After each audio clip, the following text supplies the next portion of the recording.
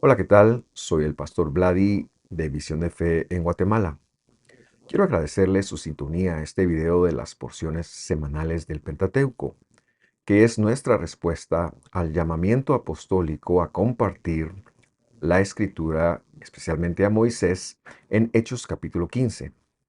Si todavía no se ha suscrito a nuestro canal, le invito a hacerlo y por supuesto, también que pueda visitar nuestras listas de reproducción en donde encontrará muchos otros videos que seguramente le edificarán. Aprovecho también para invitarlo a seguirnos en nuestras redes sociales de Facebook, X, Instagram y TikTok. Espero que este video sea de edificación para usted.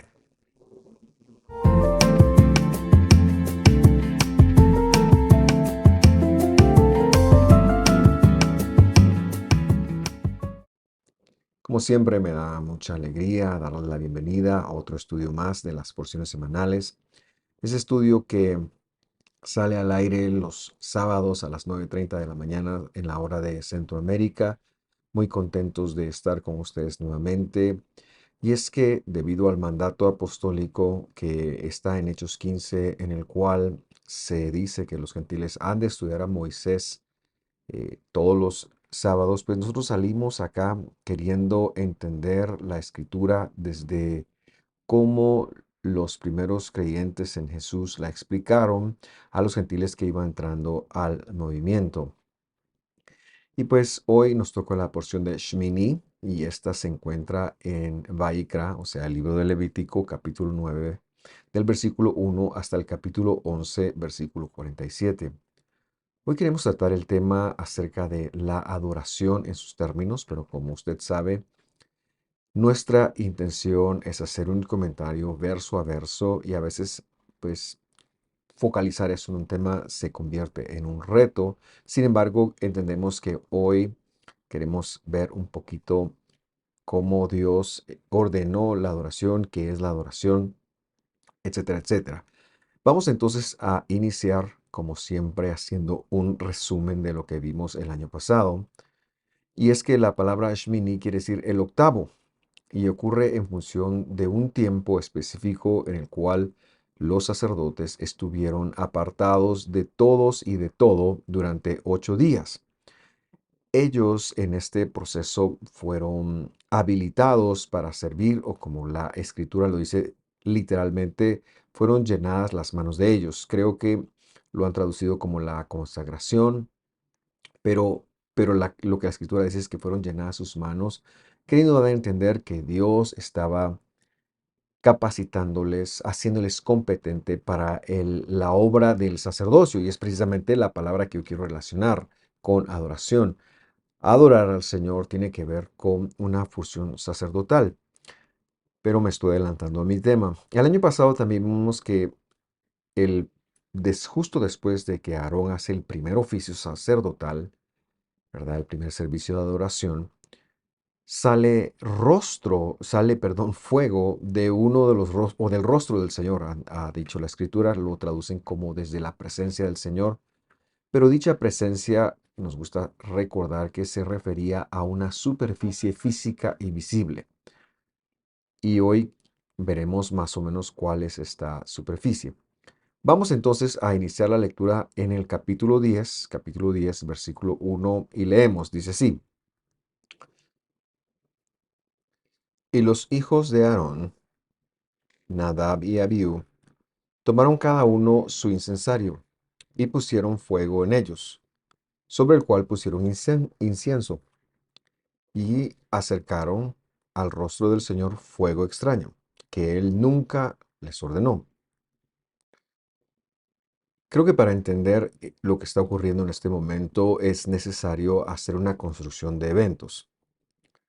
En primer lugar, recordamos lo que decíamos en la introducción. Todos los sacerdotes, es decir, Aarón y sus hijos, han estado encerrados durante 8 días. Ellos están siendo capacitados por Dios, están siendo llenadas sus manos, es decir, que sus acciones ahora vendrían dispuestas desde el mismísimo Dios para que ellos tuvieran el, la competencia de poder actuar en favor de Dios. Y queremos señalar ya eso como un asunto de oración, es decir, de adoración, perdón. El el creyente en Jesús, ya que se considera un sacerdote de Jesús, su adoración se representa en el manejo de las cosas del sacerdocio. Su adoración se exhibe, o su adoración, perdón, se muestra en cómo maneja las cosas del sacerdocio, porque el sacerdocio es lo que administra la reconciliación de Dios para con su pueblo. Pero volviendo a la construcción, ellos entonces que recién salen de esos 8 días en donde no tienen espacio para pecar, no tienen un contacto con el mundo exterior de ellos, van y de pronto tienen la iniciativa de acercarse a Dios, pero van a ofrecer un fuego extraño. ¿Y qué es un fuego extraño? Es un fuego que Dios no ordenó. Comentaremos un poquito más de esto en un momento.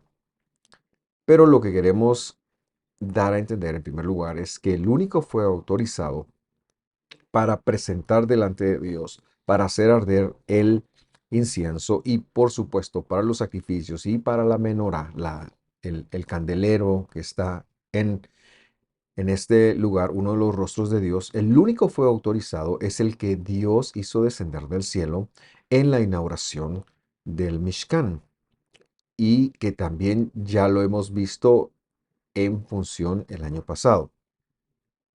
Recordamos algo de este fuego y para ello regresamos en el capítulo 9 al versículo 24. Dice, y salió fuego del rostro del Señor, que consumió el holocausto, es decir, las ofrendas alzadas, las ofrendas que se quemaban completamente y los pedazos de grasa sobre el altar. Al verlo, todo el pueblo aclamó, es decir, y dio un gran grito y se postró en tierra porque reconocieron la aceptación de Dios de esta ofrenda, de la administración que en este momento histórico Aarón estaba haciendo con respecto de los asuntos de reconciliación, de los asuntos en los cuales Dios ve nuestros pecados, Dios que es fiel, pero que conoce nuestras fallas, se proyecta a nosotros y nosotros lo administramos como Él nos ha pedido que lo administremos. Lo que estos dos personajes, Nadab y Abihu, tendrían que haber hecho es que ellos debieron haber ido al fuego, este fuego al que había salido del rostro del Señor, que no era un fuego extraño en sí mismo, sino que debieron haber ido al fuego conocido. Y esto nos lleva entonces a nuestra primera deducción en función de la adoración. La creatividad humana tiene que ver cero, nada con la gestión divina de cómo ser un sacerdote, de cómo servir a Dios, de cómo buscar a Dios. La primera lección que hemos de aprender es que Dios quiere que nosotros nos acerquemos a Él, nos seduce, nos da pistas, nos da la instrucción para que nos acerquemos a Él, pero todas estas instrucciones tienen que ser en sus términos, como Él ha dicho, porque Él es el que sabe cuál es el precio que se tiene que llevar para nuestra purificación, para nuestra limpieza. Y todo esto lo deducimos del hecho de que Dios nunca les ordenó que el fuego con el cual se hicieran el incienso, que representan, por ejemplo, las oraciones, ellos podrían acercar cualquier fuego, sino que Dios había tomado el cuidado de instruirles a ellos, de aclararles cuál era el fuego que había que ofrecer. Es decir, ellos que han estado 8 días con el Señor no tienen excusa, pero tampoco la tendríamos nosotros si viéndonos como sacerdotes, como ministros, voy a llamarle así, de un pacto con mejores promesas creado por Jesús, nosotros tampoco tenemos excusas en cuanto a qué es lo que hay que ofrecer o qué no ofrecer, porque todo eso está escrito y está revelado. Ni siquiera podemos ofrecer entonces la ignorancia como una justificación, especialmente porque todo lo que tiene que ver con la adoración o la adoración, más bien dicho, tiene que ver con todo lo que tiene que ver, valga la redundancia, con la reconciliación. Es decir, cuando Dios vino a la tierra a ofrecer su cuerpo por nosotros y perdonarnos de nuestros pecados, un factor importante, también nos reconcilió consigo mismo, nos permitió estar en una relación en la cual nosotros dejamos de ser enemigos de Dios y nos convertimos en siervos de Él, siervos de la justicia. Esto es adorar. Adorar es cómo vamos a gestionar nosotros la gracia del Señor. Esto lo digo hoy en día porque en la mayoría de las congregaciones que conozco, la adoración se restringe a un momento musical.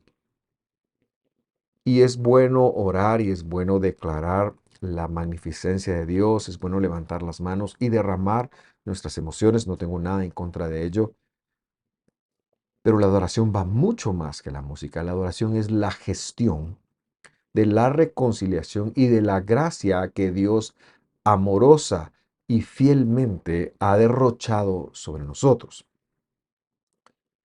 Lo siguiente que quiero comentar con respecto y regresando a Nadab y Abihu es que es muy probable que ellos estuvieran y hubieran ingresado bajo los efectos del alcohol. Y esto quiere decir que si ellos estaban bajo los efectos del alcohol, habían olvidado entonces qué es lo que Dios había dicho con respecto del fuego, de cómo tenían que acercarse ellos.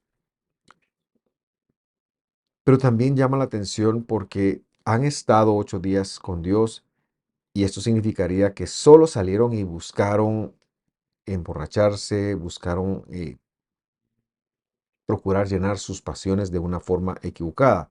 Todo esto lo deducimos de que cuando Dios hace un análisis, la siguiente prohibición queda clara. Vaikra 18 dice, o sea, Levítico 18 dice, el Señor habló a Aarón diciendo, verso 9, tú y tus hijos contigo no beberéis vino ni licor cuando entres en la tienda de la reunión, para que no muráis. Será un estatuto perpetuo por vuestras generaciones. O sea que mientras ellos fueran sacerdotes, no debían de ingresar bajo ningún efecto que pudiera incapacitar la, el llenado de las manos, la capacitación, valga la redundancia, que Dios había puesto sobre ellos. Ahora, antes de continuar al versículo 2, yo quiero comentar un poquito acerca de lo que dice ahí acerca del fuego extraño. La palabra zur en hebreo, que es como se define el fuego extraño, está ligada a ser extranjero, a cometer adulterio o bien a la prostitución. El punto importante acá es que cualquier fuego que no viniera de donde Dios había indicado, de donde Dios había ordenado y de donde Dios había hecho una provisión, no era apto, no era apto para Dios. Y por eso, o la forma de adaptar eso a la vida hoy es que hoy en día se está predicando mucho que el hombre puede hacer para agradar, para acercarse a Dios, para recibir la bendición de Dios. Cuando la Escritura ha sido muy enfática en decir que no es por obras para que nadie se gloríe. Cuando la Escritura ha señalado que, que esto es por gracia, es decir, es un don de Dios, la salvación, la bendición y todo lo que tiene que ver con Dios, se desprenden de la fidelidad de Él, de sus promesas, de querer cumplir con su palabra y nos alcanza por gracia.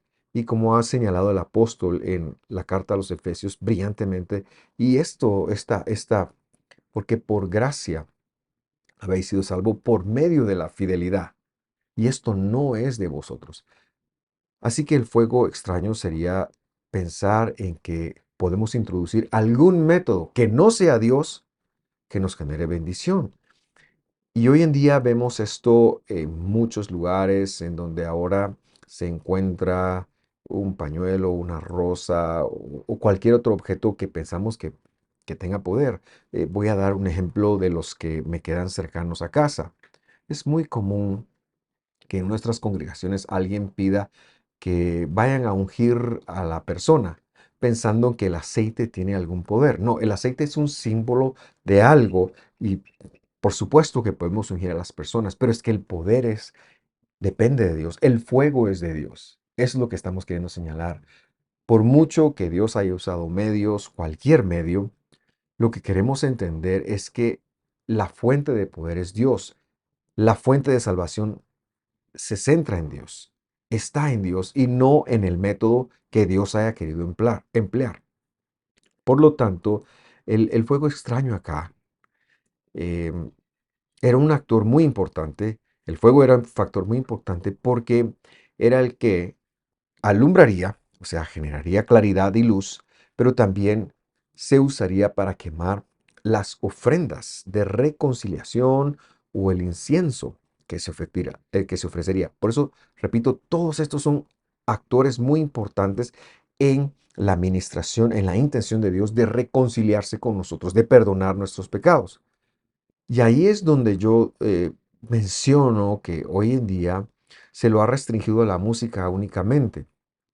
Pero no, los hermanos y las hermanas que cantan en nuestros púlpitos son facilitadores, están exponiendo, pero su papel es conducirnos a Dios, al arrepentimiento, facilitar la reconciliación entre nosotros, entre Dios por su pueblo. Ahora sí, continuamos con el versículo 2. Dice, y salió fuego del rostro del Señor que los quemó y murieron delante del Señor. Y podríamos pensar que murieron calcinados.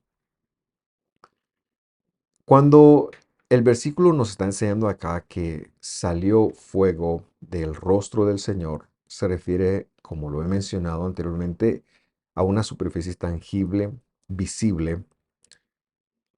No dice a cuál, pero viendo que ellos han ingresado al lugar donde está el arca y que era lo único que estaba en ese espacio, podemos entonces inferir que ese fuego salió del caporet. El caporet era la tapa del arca que tenía dos querubín eh, unidos a ella, es decir, era toda una moldura con dos querubín y era donde también se manifestaba la voz de Dios.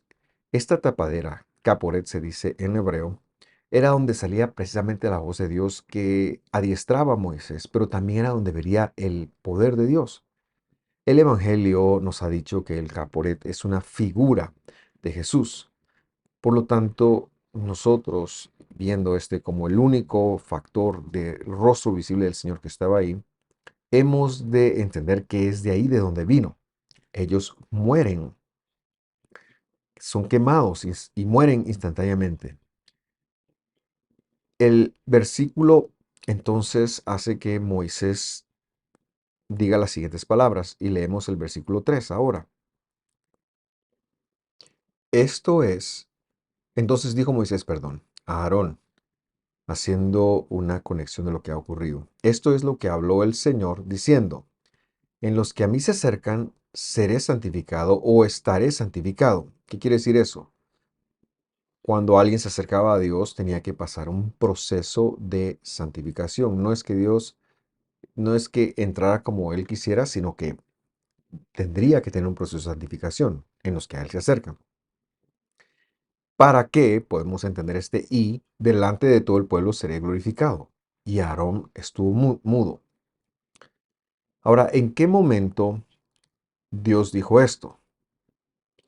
Y lo que podemos responder es que seguramente lo dijo en el tiempo del llenado de las manos, en esos 8 días en donde Dios ha estado instruyendo, ha estado llenando de recursos a los sacerdotes y toca que los sacerdotes tomen nota, perdón, y pongan a actuar.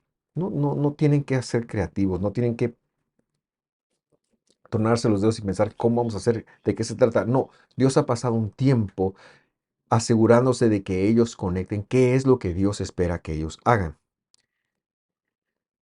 O sea, en el tiempo de las manos. ¿Por qué? Porque tenemos que conectar que nuestro trato con Dios es un trato con la santidad, que Dios es un Dios santo y que nosotros no podemos irrespetar esa situación. Y esa es la razón por la que Dios vino disminuido a la tierra en el siglo I, cuando vino en la forma del Mesías, en la forma del Hijo. ¿Por qué? Porque Él es santo y sus representaciones estaban allí eh, para que nosotros aprendiéramos a relacionarnos que Él es santo y que nosotros no lo somos. Tiene que ser en sus términos. El caso que también llama la atención, que es un caso muy raro, voy a decirlo así, es el caso de Ananías y Zafira que se da en el Evangelio. Recordará usted que hay un momento en el cual Dios pone en el corazón de algunos de los de la iglesia de Judea en vender sus propiedades y traer ese dinero para que las personas que no tienen que comer puedan comer. Bueno, hay una pareja, Ananías y Zafira, que dicen, bueno, nosotros tenemos una propiedad y queremos quedar bien, pero no queremos dar toda la plata y entonces se ponen de acuerdo. Ellos dicen, miren, vamos a vender la propiedad en tanto, pero no vamos a dar el 100% de ese tanto, vamos a dar un porcentaje, pero vamos a decir que fue en eso que la vendimos y se da una mentira. Pero lo que ellos no cuentan es que están irrespetando la santidad del Señor en función de la reconciliación. Es decir, Ananías y Zafira estaban quebrantando su papel de adoradores con Dios. Y esto no es algo que debiéramos de tomarnos a la ligera. Y por eso es que el estudio de la escritura, y por eso es que prepararnos en la escritura y que entender que la adoración trata con lo que tiene que ver con reconciliación, con oración, con arrepentimiento, con transformación, etcétera, etcétera, es importante para nosotros. Leemos lo que ocurre con en Ananías y Zafira en Hechos 5:9. Y Pedro le dijo, ¿por qué os concertasteis para tentar al Espíritu del Señor, al poder del Señor, es decir, a Dios mismo? He aquí a la puerta de los pies de los que han sepultado a tu marido y te sacarán. Y la Biblia nos sigue narrando la historia de que Zafira cae muerta inmediatamente y las personas que habían recién regresado de sepultar a su esposo son encargadas de tomarla y sepultarla a ella. Lo que quiero enfatizar es que el creyente del siglo XXI también tiene la responsabilidad de santificar a Dios y no menospreciar los procesos de reconciliación que Él tiene. Es decir, debe dar testimonio de Dios, debe ser un fiel testigo de Dios, debe llamar pecado a lo que es pecado, debe de predicar que la salvación se encuentra únicamente en la persona del Mesías, nuestro Redentor, el Señor Jesús, y debe de otorgarle en su predicación todo el poder, toda la honra, toda la gloria, todo el reconocimiento en función del perdón, en función de su reconciliación, que es lo que a Dios le importa. Debe de aprender a distinguir a Dios de todo lo profano. Hoy en día vemos un trato al rey, a su majestad, de amiguito, de Diosito, de Jesucito. Y gracias a Dios que Él no nos trata de acuerdo a nuestras faltas de respeto. Pero hemos de reconocer que el papel principal de todo creyente, el papel principal del creyente es ser un sacerdote, es decir, debe de aprender a santificar a Dios, debe de aprender la santidad de Dios, debe de aprender a santificar con su vida, sus acciones a Dios. Y este es precisamente nuestro primer punto para aterrizar en función de esta enseñanza. La otra el otro punto de aterrizaje que a mí me gustaría enfatizar es que la función sacerdotal y de adoración tiene que ver con presentar a un Dios que tiene toda la gloria, que tiene todo el peso, todo el poder, que todo depende de Él. No es un Jesucito, no es de alguien que, bueno, si usted hace tal cosa o si usted unge con aceite, aunque Dios no lo quiera, las cosas pueden pasar. No, es que tenemos que reconocer a Dios por la fuente que es, por el poder que Él tiene, por lo poderoso que Él es y que Él no comparte su gloria con alguien o con algo. Y que si Dios sana, aunque el método que haya permitido sea la medicina o sea una persona que oró o que ungió con aceite, el que hizo la sanidad fue Dios. Que el que hace la obra es Dios, es Él, que la gloria, que la honra, todo eso depende de Él. Y no, y ni siquiera del vaso que Él va a usar. ¿Cuál fue la reacción de Aarón? En nuestro caso, Aarón enmudeció. No fue solamente un silencio, fue, fue un reconocimiento de que sus hijos habían fallado y él no había podido prevenir eso. Y por supuesto, esto es doloroso porque a qué padre eh, le gustaría estar en la posición de Aarón. A ninguno. Veamos cómo empieza a aterrizar y qué es lo que pasa en los siguientes versos para ir aterrizando nuestra enseñanza. Dice el versículo 4, Vayikra, Levítico 10:4, y llamó Moisés a Misael y a Elzafán, hijos de Uriel, tío de Aarón, y les dijo, acercaos y sacad a vuestros hermanos de delante del santuario fuera del campamento. Y lo que vemos acá es un acto de gran misericordia para que los hijos de Aarón que han caído tengan una sepultura, tengan una dignidad, aunque Aarón mismo no pueda participar del asunto. Versículo 5 dice, y ellos se acercaron y lo sacaron en sus túnicas fuera del campamento, como dijo Moisés. Entonces Moisés dijo a Aarón y a Eleazar y a Itamar sus hijos, no descubráis vuestras cabezas. Recuerde usted que ellos están con las vestiduras sacerdotales. Ni rasguéis vuestros vestidos. Esta era una costumbre para demostrar dolor que se tenía en el mundo antiguo. Es decir, no les está permitiendo que hagan el duelo de esta forma. Para que no muráis, dice, ni se levante la ira sobre la congregación. Pero vuestros hermanos, es decir, toda la casa de Israel, lamentarán por el incendio que el Señor ha hecho. Es decir, sí tendremos un momento para llorarlos, pero en este momento puntual que ustedes están viviendo, ustedes no podrán hacer eso.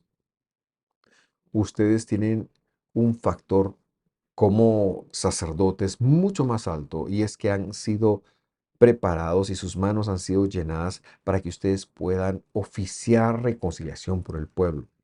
Ahora mismo están en esa función. No deben de apartarse. Sí vamos a hacer duelo por ellos, pero lo vamos a hacer el resto de nosotros. Ustedes que tienen la unción de Dios, ustedes que tienen el encargo de la adoración, pues tienen que continuar.